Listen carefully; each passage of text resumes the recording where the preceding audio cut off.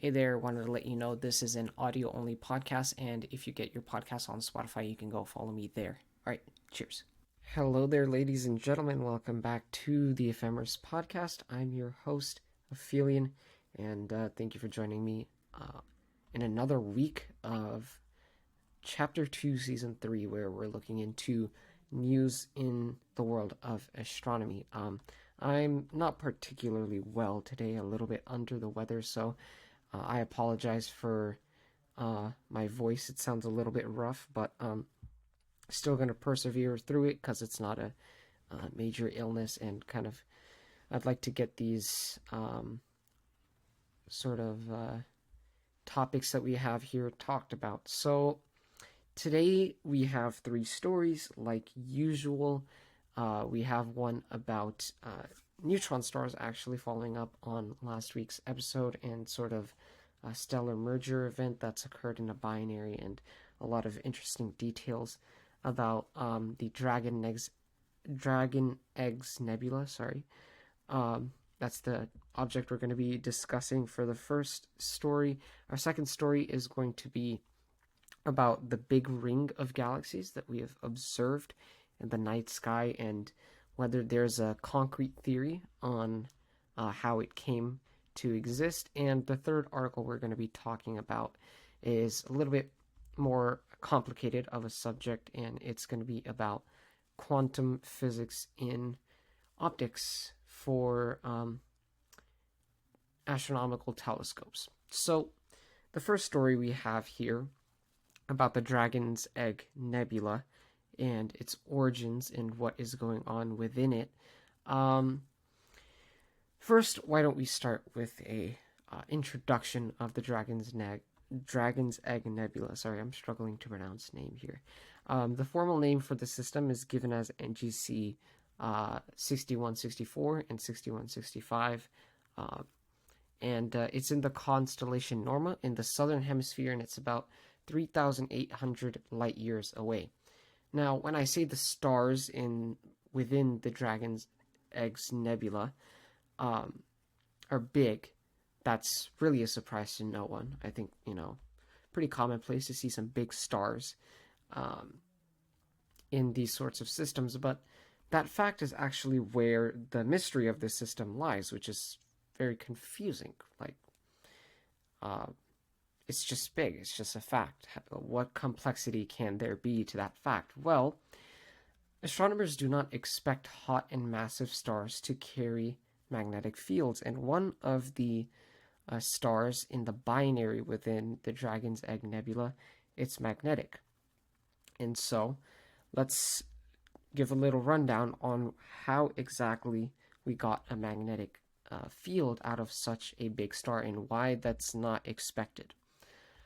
So, when we're looking at magnetic fields, we look to stars like the sun for examples of, stars that can hold significant magnetic fields. And the reason why our sun hosts a sizable magnetic field is because its convective layer is most of the star's volume. And just to run your memory, some of the layers that exist within the sun, you have the inner core, you have radiative layers, you have convective layers, and then there's like a subsurface layer with like the photosphere and chromosphere, and then you get into the solar corona and stuff like that.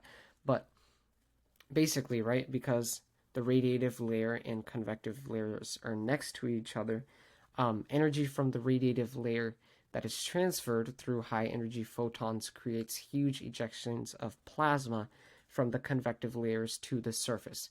And then once it gets to the surface, that energy is released as light and heat. But by definition, right, if you have huge currents of plasma, which is composed of electrons flowing in the convective layers, this generates a magnetic field. Now, a fancy word that's used for this effect is the dynamo effect, and I think it might have a slightly different definition for how currents of plasma would create magnetic fields, but even you can just analyze this sort of cycle from a very basic magnetism point of view and say, okay, well, it makes sense that sort of currents of electrons generate their own magnetic fields, right? So If you want the magnetic field to be larger, then you want a larger convective layer where electrons flow to generate a magnetic field. Um, Stars like the sun have that, but large stars don't. The larger the star is, the smaller its convective zone is in proportion to its volume. Um, so, with that out of the way, and us understanding why we don't expect magnetic fields to exist in bigger stars, let's look at the Dragon's Egg Nebula and see exactly why we have a magnetic star despite the fact that it's hot and massive. So, trying to find the answer, upon trying to find the answer, astronomers came up with even more mysteries about the system, and it gets a little bit confusing, but ultimately we do end up at a solid hypothesis. But let's talk about what they began to find as they were looking into this topic. The more massive and magnetic star, being younger than its non-magnetic companion, was a surprise because a binary like this, you'd expect both of the stars to be about the same age. They also discovered that the system has experienced an outburst some 7,500 years ago at the most. And that's kind of interesting. So ultimately, with all of these details that seem a little bit confusing, a hypothesis was proposed that actually brought some of these details together and sort of solved this Russian doll of mysteries, I guess you could call it, right? Because we have Dragon's Egg Nebula, we got these binary systems, but one's magnetic, and then we find out that, the magnetic one is younger, and then there's an outburst as well. So lots going on, but the hypothesis that was proposed here to bring this all together was that the magnetic star was the result of a stellar merger that occurred in recent cosmological history. And so the merger produced a turbulent and convective environment inside the star, which would make for a large magnetic field. But we should consider this. That also means the system was originally a 3-star system. And not only that, the hypothesis suggests that the stellar merger stars were a close binary, whereas the third star was circumbinary. So this means that the third star was orbiting to 2 other stars as they were orbiting each other. And I mean, if you want to get as close to a 3-body problem without creating a 3-body problem, I think that's pretty much your best example, which is quite fascinating. I mean, it doesn't have any details that we can use to solve the 3-body problem. From what I'm aware, I think it would have been made pretty obvious by the articles. But you know what? It's very cool to say. And I thought that was a really cool idea to incorporate into this story and hypothesis we have here. So that's a fairly good hypothesis, and it seems to sort of cover a lot of the details here. One detail that we actually have not discussed enough is the nebula. How did the nebula come to be? So why don't we get into that here? The stellar merger, as it is hypothesized, or wait, no, I believe the stellar merger, I think we know at this point that it happened, but when the stellar merger happened, it ejected excess material along its new rotational axis, which I guess can be expected from magnetic stars, right? And so that would create a nebula which would look to have 2 poles, which is actually consistent with current observations. I didn't quite get a chance to mention it earlier, but that was one detail that the astronomers discovered, and this sort of little detail about the nebula sort of clears that up. So yeah, that's pretty much all I have to say about the origins of all the moving parts of the Dragon's Egg Nebula. There are some final notes that I wanted to leave off with here, and it's a quote from the article that sort of talks about the future of this binary system and what that entails. The magnetic field will not last. The star's interior will eventually become fully mixed and settle down to be completely radiative instead of convective, right? But from there, the magnetic dynamo will switch off.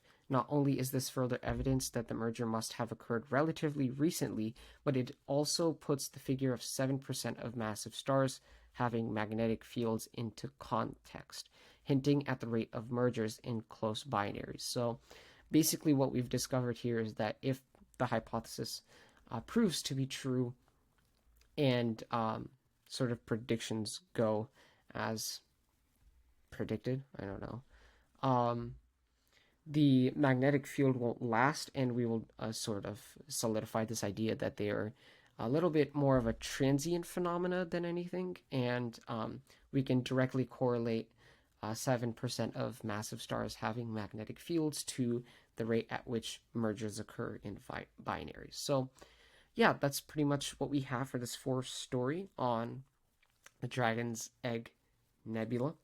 The second story, as I mentioned before, it's about the Big Ring. So, the thing that is puzzling about the Big Ring is that by our current theories, the current cosmological theories that sort of we predict to justify the universe, it tells us that this ring of galaxies isn't supposed to exist. And you might be like, what? Isn't that a huge problem? Well, let's introduce the Big Ring here first. It's classified as a superstructure of galaxies, and it spans 1.3 billion light years in diameter.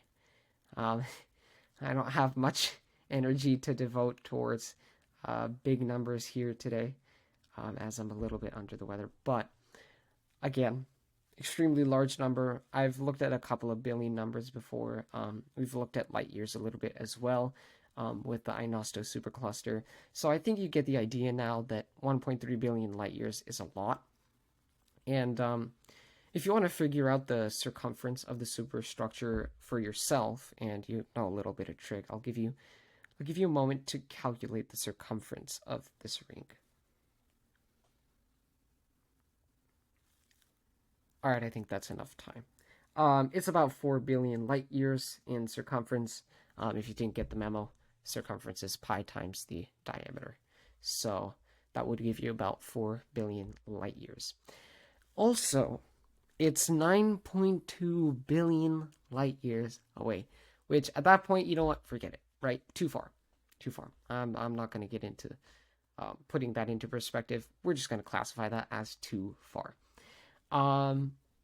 Surprisingly, it's not the largest superstructure in the universe. That title goes to Giant Arc in the Sky, which has a diameter of 3.3 billion light years, which, by the way, is 1/15 the radius of the observable universe. Is that not crazy? Like, there's all these, like, there's millions and billions and trillions probably of like stars, galaxies, all that stuff.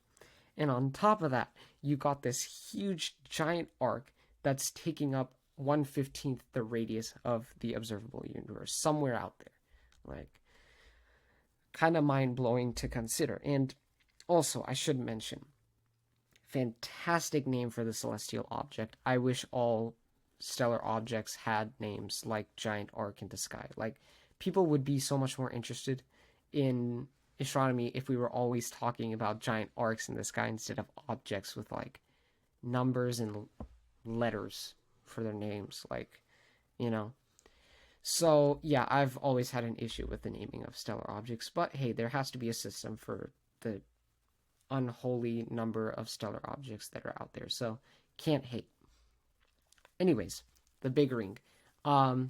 Its discovery was quite peculiar. A quote from the article summarizes this issue here.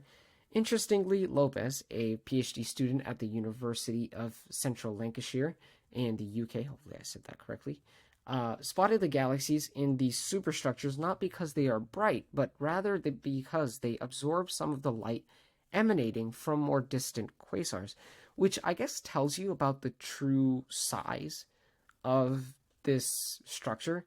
Like, if you're like blocking some of the light that's coming from quasars, which are very, very powerful objects, that says something about the size of the structure. And the troubling part about this superstructure to astronomers is what could have caused them.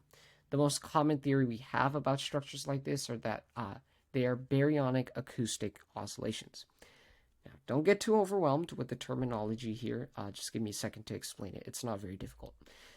We've talked about early stages of the universe, maybe not in the detail that we want, but we have a little bit. And if I recall correctly, we spoke about the epoch of recombination. But why don't we rewind it anyways? Because, I don't want to make anybody's life difficult here in understanding what's going on. So, in the ballpark of 300,000 years after the Big Bang, the universe was a sea of dense plasma, which we said was ions and electrons. And it was very, very hot. Like the heat in the universe was very high. And energy was traveling through this plasma in the form of waves, which created oscillations in the actual matter that existed. And that is essentially what we call baryonic acoustic oscillations, right? In the epoch of recombination, after that, the temperature of the universe cooled down as the energy was soaked up by all the matter. And, it started to form other things, right? It took up some of that energy that existed out there that used to be hot plasma. And so that left our universe with some peaks and troughs with higher and lower temperatures, respectively, because once you lose the energy, then, there's less of the wave. Hopefully, it's not the prettiest way to put that, but hopefully you'll understand where I'm coming from when I say that. And actually, CMB, it basically just detects this phenomena, the peaks and troughs that existed after all the energy was soaked up with, the difference in temperatures. And so it just looks for regions with higher and lower density or heat. Now, the peaks that were created are where galaxies started to form, and because they formed at peaks, any cluster of galaxies that formed were expected to have spherical shapes.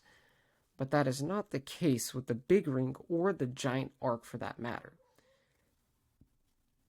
And what's more confusing is how these structures bend the cosmological principle that states the distribution of matter at large in the universe should be even. A quote from the article that sort of complements these ideas here, quote, "There are other huge superstructures in the universe too, such as the Sloan Great Wall, which is 1.37 billion light years across and about a billion light years away from us. The South Pole Wall of Galaxies is a more recently discovered structure. It's 1.4 billion light years in length." So this is not just two, outlier phenomena here. It's actually a little bit more common than what we should expect. So what could explain these phenomena is the big $1,000,000 question. The only thing we know for certain is that the answer isn't within currently accepted physics theories, which is quite a scary thought, right? Because, we're always trying to accommodate for certain phenomena that exist, like, at large in the universe with new theories. I think the most recent, accepted upgrade to our theory on the universe was the sort of dark energy and dark matter, and that's gone a long way, but it looks like we might have another turning point with our current theories given these superstructures that cannot be explained yet. And this might give way to previous models of the universe, like Penrose's conformal cyclic model, which we have not talked about on this podcast yet. And basically what this model of the universe illustrates is that the universe is cyclical in nature, and you can use evidence like gravitational waves from previous eras of the universe to justify the creations of these structures. So because it's a cycle, right, you can sort of predict in certain eras, and it's within a certain part of the cycle, and that might be replicated in other eras, other future eras. So that's a very interesting idea, and Is this something that's going to open up into a bigger discussion on whether we have to change our ideas of the universe? Um, Maybe, maybe not. We will see in the future. So, that's the second story. Our last story here, it's going to get into a different side of astronomy. And it's more so about the technology side of things and the quantum side of things. You know, creating a connection between quantum physics and astrophysics. Huge, huge issue in the world of science. But we're obviously not going to be looking in that deep into that part, but just bringing in a little bit of quantum physics into the way that we do our observations. So, the topic that our last article here specifically mentions and analyzes is quantum enabled optical interferometry. Huge word. It's just a fancy way of saying quantum optics for telescopes. That's pretty much what it is. So, what is quantum optics? That sounds very complicated, right? Quantum optics is basically just a subset of atomic physics and optics that investigates how light interacts with other matter. So, not actually that complicated. I mean, it gets very advanced. Like, a very basic example of quantum optics would just be like, when it's applied, would be like experiments that show the particle behaviors of light and sort of like, Einstein's experiments on the photoelectric effect, basically, and sort of like work function, and all of that good stuff. But at the more advanced level of quantum optics, there are, ideas that researchers will begin to dip their toes into, like quantum teleportation and entanglement. But what you should understand about quantum optics, if you get nothing else from this whole article, is that although light has many wave-like behaviors, it also is kind of like packets of energy, which are photons, and you can do a lot of cool stuff with these packets of energy. So, anyways, that's quantum optics in a very brief nutshell. So how does this whole subset of atomic physics here, how does it apply to telescopes in astronomy? Astronomers now believe that quantum optics can help telescopes improve their data collecting abilities while increasing the distance between telescopes. This is a very common practice for specific fields of astronomy like radio interferometry, but it's harder for the optical part of interferometry. And the reason for this is because radio waves have more predictable wavelength patterns, and the wavelength of radio waves is a lot longer. So why does the predictability of a light wave matter? Well, that, my friends, is a long story, and I'm going to try and illustrate it through a specific experiment that is done that sort of relates, it mostly relates to quantum optics. So if you have experience in an introductory physics course that teaches like light and optics, you may have heard of the double slit experiment. And the double slit experiment is an experiment where you have monochromatic light that passes through two tiny slits, and it allows light to travel to a wall. Because light has wave-like properties, light from each slit will radiate outwards. You can sort of imagine it like a strings of noodles getting increasingly and increasingly perpendicular to the slit. So it's just this kind of semi-circular array, I guess. Hopefully that's making sense. But then, since light is coming from two slits, there are points on the wall where light coming from both of the slits will be in sync, which means like the crests of the wave from one slit is matching up with the crest of the other wave as they meet on the same point in the wall. And then there are points on the wall where light from both slits is out of sync. And this creates light spots and dark spots on the wall, respectively.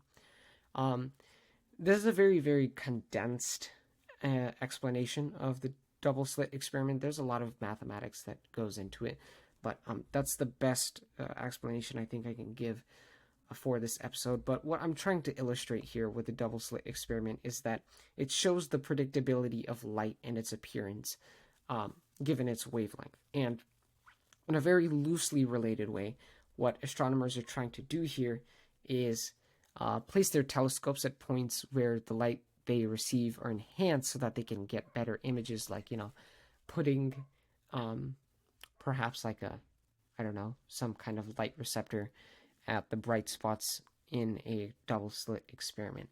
They're not receiving light the same way a wall in a double slit would, but the idea of interference occurring at certain points of observation, that idea is there between the two experiments. And so when you have this kind of interference occurring on a large scale, a minute change in wavelength of light, it makes a world of difference in where you put the telescopes.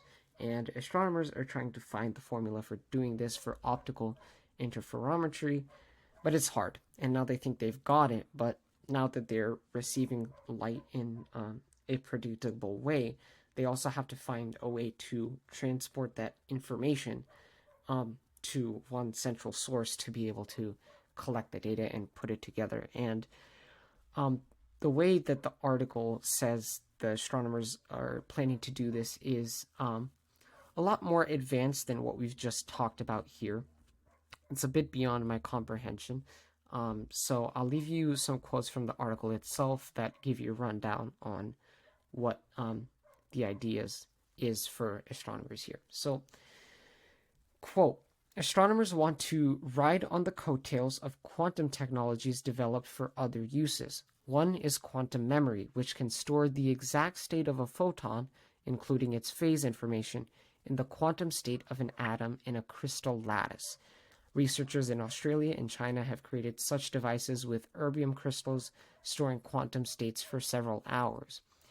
In theory, quantum memories could be filled at distant telescopes and shipped to a central facility where the states could be converted back to photons and interfered, says John Bartholomew of the University of Sydney.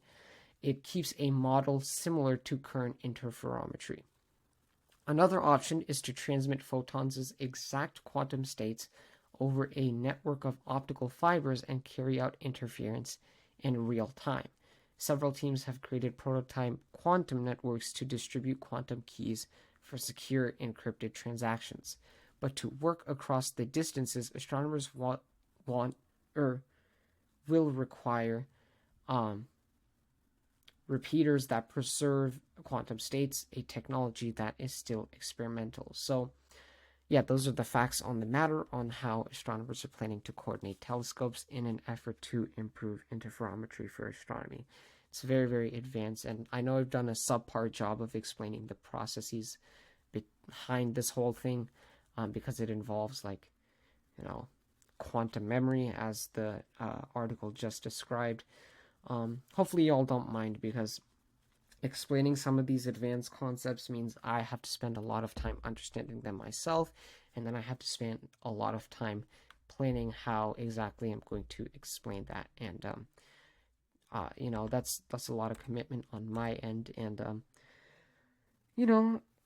I'd like to believe that I'm doing a little bit of science communication, and science communication isn't always about thoroughly explaining every concept, but simplifying advanced concepts into, digestible content so that it's understandable to you guys. So hopefully you all have enjoyed this episode and me trying my best here to explain some of the quantum technologies that go behind interferometry and all the other stuff we discussed in this episode. If you made it all the way to the end of this episode, I sincerely appreciate your support. And if you're new, I would appreciate a subscribe on YouTube if you're listening on YouTube. And if you're listening on Spotify, go ahead and drop me a follow there. If you're on YouTube, the end screen does contain playlists to each of my seasons. So if you want to start at the beginning of Season 1 or Season 2 or Season 3, you're welcome to do so by clicking on some of the sort of playlists that I've put up there. But if you're on Spotify, obviously these features are not available for you. But anyways, that is all I've got for this episode, and I will see you all next week. Peace.